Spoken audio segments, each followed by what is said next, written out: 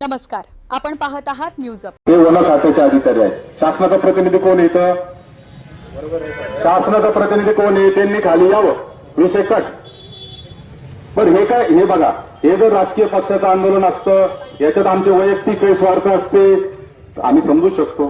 अहो, त्याचे वडील आलेले त्या मुलाचे, एवढे तर सहानुभूती ठेवा। आपल्याला नाही का मुलं? बालेराव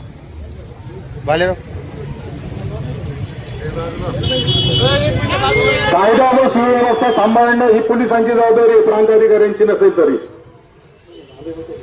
तुम्ही सांगा त्यांना, उद्या कायदा व सुव्यवस्था जर सगळे जर आज जर घुसले, मग काय करणार? घुसवल मी आज, मी सगळ्यांना आज जायला सांगाल आणि मग तुमची जबाबदारी तुम्ही सांभाळायची।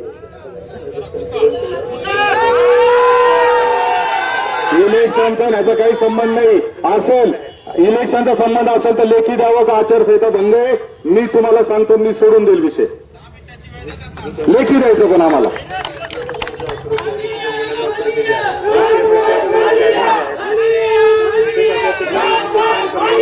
प्रांत अधिकाऱ्यांनी खाली यावं, निवेदन द्यावं, सीटीसीएफला द्यावं, नाही तर वन मंत्र्यांना द्यावं। आमचं तो कर्तव्य नाही आमचं। आमच्या दृष्टीने शासनाचे अधिकारी या तालुक्यामध्ये फक्त आणि फक्त उपविभागीय अधिकारी आहे, दुसरं कोणी नाही।